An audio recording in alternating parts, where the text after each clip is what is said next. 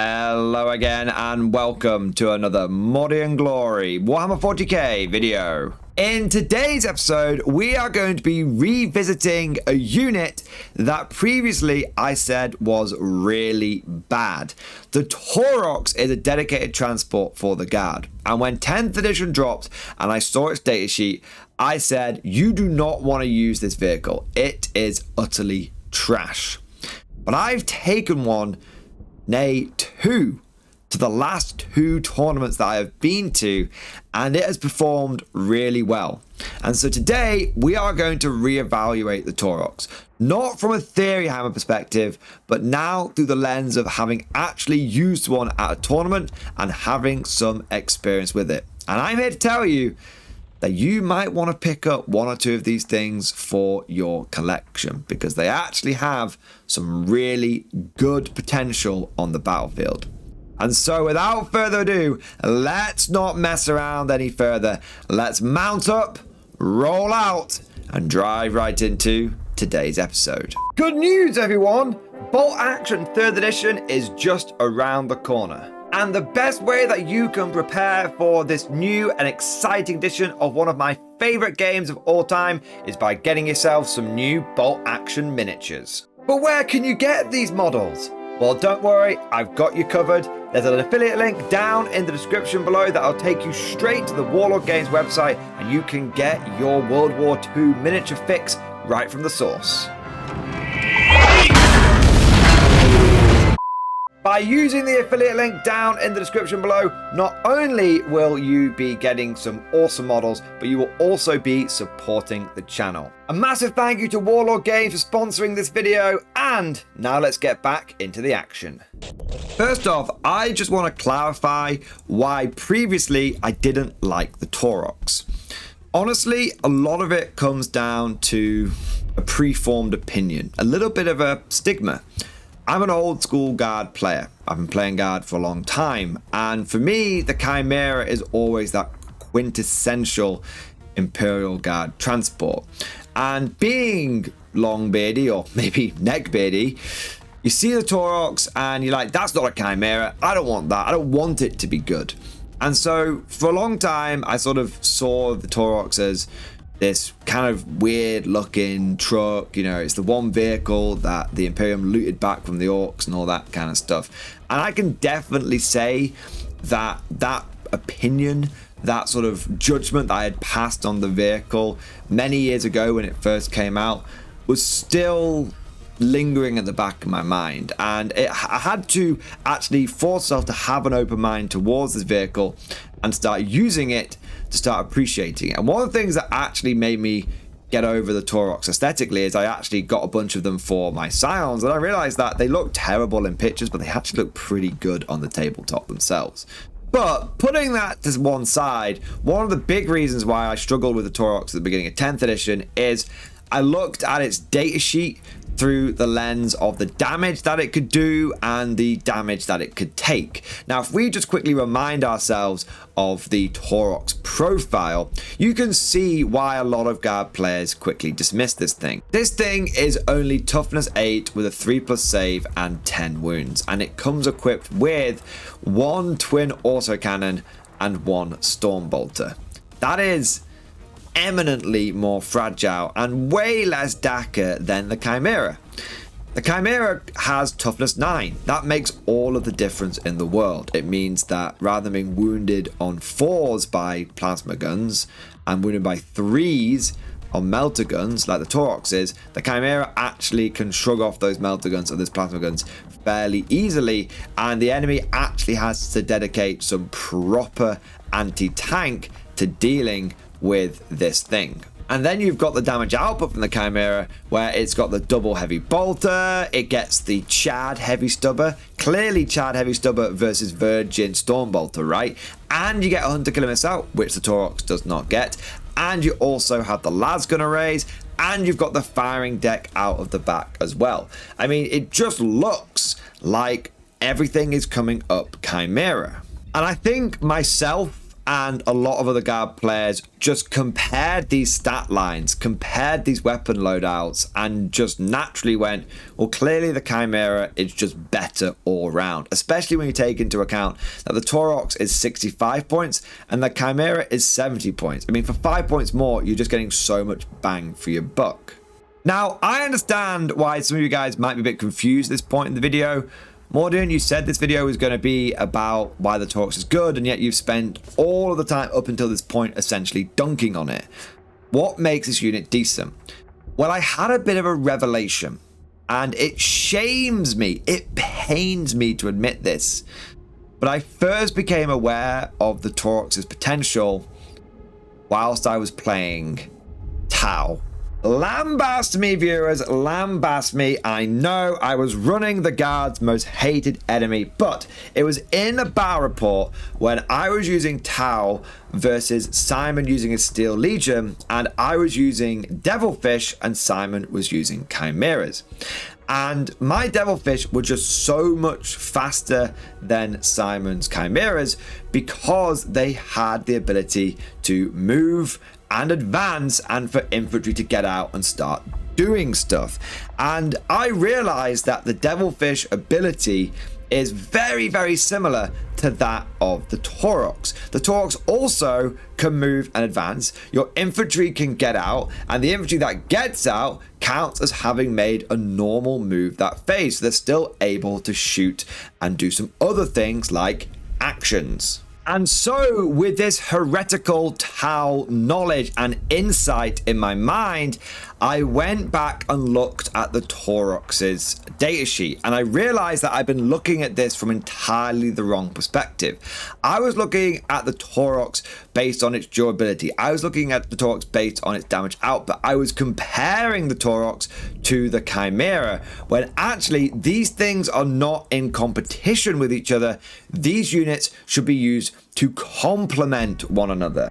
You see, the job of the Chimera is to protect your infantry, to get them into the fight safely.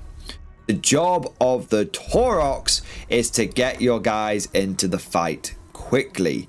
It is essentially a fire and forget missile, and its job is just speed. That's all you want from it. And that is something that it can do and that the Chimera can't do. You see, when looking at the Taurox and looking at its strengths, you want to be looking at it through the lens of its movement, its ability, and the missions of 10th edition. The most important thing on that Taurox stat line is not its toughness, its save, its wounds, or anything like that. The most important thing is its movement, and it has movement of 12. That is 2 inches more than the Chimera. Now, don't believe her, guys, when she says 2 inches doesn't make a difference. It does, and it also makes a difference on the tabletop as well. Having that 2 extra inches, especially with the new pivot rules and stuff like that, and with the fact that Tauroxes are a surprisingly small vehicle, they're way smaller than Chimeras, they're even smaller than things like Rhinos, you can get them round corners, you can get them forward quickly. And combine this with the Taurox's ability rapid deployment, which allows you to advance the Taurox, giving you essentially an additional D6 inch movement, and your infantry can get out. Now, when your infantry get out, they count as having made a normal move. And guess what that means? It means that they can still shoot. But more importantly, it feeds into that third factor we talked about, missions. It means they can still do actions. If you have a Taurox and you draw objectives like sabotage or like recover assets or containment or any of the other ones that require you to do actions either on objectives or somewhere on the board, your Taurox can allow you to do that. Or if you've got an objective like overwhelming force and your opponent is hiding like an infiltrating unit behind a ruin on an objective, your Taurox can move, it can advance, your guys can get out, they can see the enemy unit, and they can shoot it, potentially getting you points. The Taurox is just fast.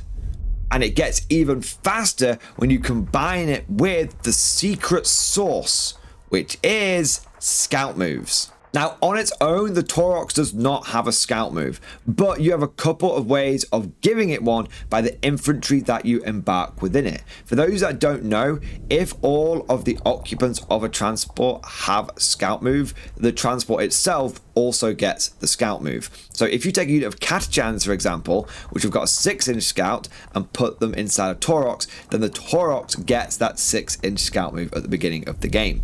This means that you have a Taurox which is going to be going 18 inches because it's going to scout move 6 and then it's going to move 12, and then it can go d6 inches on top of that, giving you an average of additional 3 to 4 inches, giving it a movement of 21 to 22 inches. Then the infantry can get out and they get a 3-inch disembark, which gives you another potential 3-inch movement from that vehicle. Not the vehicle itself, but from coming out of that vehicle. And you have a unit of infantry that can go 24 to 25 inches in a turn and still shoot no problem whatsoever. That is more than enough for you to cover no man's land. That is more than enough for you to get into no man's land, onto some objectives, start doing some action, start doing some objectives. Deploy Locust in the middle of the board, no problem whatsoever. Like I said, all these other secondaries, recover assets, sabotage, containment, overwhelming force, extend battle lines, secure no man's land, all of these things become a no-brainer. You have to think about them. They just become second nature. They just become really easily available to you as a player by simply taking one Taurox and putting a scouting infantry unit inside it. So I suppose the big question is, should you go out and buy 6 Tauroxes and replace your entire Chimera fleet with them? No, not at all. I am not convinced that the Taurox is used to completely replace your Chimera fleet. It should be used to enhance it, to complement it. I think that a lot of competitive guard mechanized lists would benefit from just taking one of their ACHTUNGs in Chimera squads and just replacing it with one Taurox and putting the ACHTUNGs inside that instead. I think at max, you might want to consider swapping out 2 Chimeras for 2 Tauroxes, but that's as far as it goes. If you start replacing your entire fleet with Tauroxes, yeah, you're going to gain a lot of movement and a lot of potential there, but you're then going to start losing other aspects from your force. The Taurox should not be seen as the new wonder weapon. It should be seen as a tool in your toolbox, an additional string to your bow. That's how I have been using them most effectively, and I have to say the results have been phenomenal. In the last couple of tournaments that I've been to, I have gone from, in my games, scoring an average of sort of 80 to 90 points to just entering the upper bracket of scoring 90 to 100 points in nearly every single game. In fact, the last tournament that I went to, where I had a pair of Tauroxes in my mechanized army, I scored 100 points in both of my first games. And this wasn't just a coincidence. Both of my opponents commented in those first games how fast my units felt and how they did not expect the Tauroxes to get the angles on them turn 1. And in my last game, when I squandered my Tauroxes, I didn't really use them properly at all. I ended up only scoring 80 points, which is a respectable score, but guess what? My opponent was able to score 90 plus points, and that meant that I missed out on the victory. So it wasn't just a coincidence. These Tauroxes were directly, measurably, and obviously helping me get more points in my games, as well as adding extra pressure to my list as well. But of course, all of this is just like my opinion, man. Let me know what you think down in the Taurox below. Have you started using these crazy little Imperial wagons, and have you been getting good results from them, or are you still staunchly part of Team Chimera? Also, what do you think about adding some Kazakin to these things? Little pricey, but might actually not only add a unit that can move quickly, but also punch pretty effectively as well. If you enjoyed today's video, don't forget to smash that like button and also subscribe to never miss an episode. Would you like to know more? If so, then please consider becoming a channel member or patron. By supporting the channel, not only will you be doing your part, but you'll also be helping me create more content for your viewing pleasure, and unlocking a whole host of perks. You get everything from a badge next to your name, custom emojis, but the big one is access to the Mordian Glory Discord server, an online community with almost 2,500 active members. It's always popping off in the MG Discord. We've got channels for army lists, hobbying, tactics, stories, and even a pretty spicy meme section as well. For all you greenhorns that wanted to see the Mordian glory hole, today is your lucky day.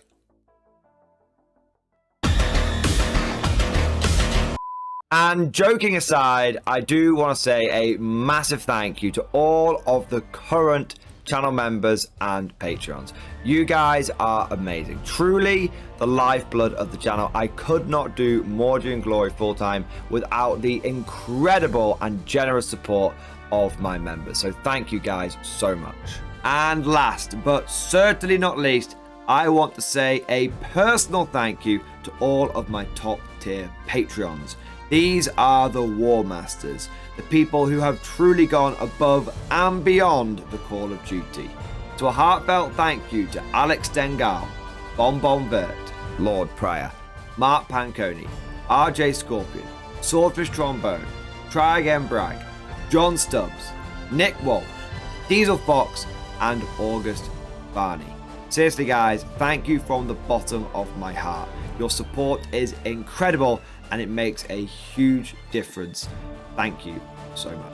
That's all for now. Hope you've all enjoyed today's video, and of course, as always, see you guys next time.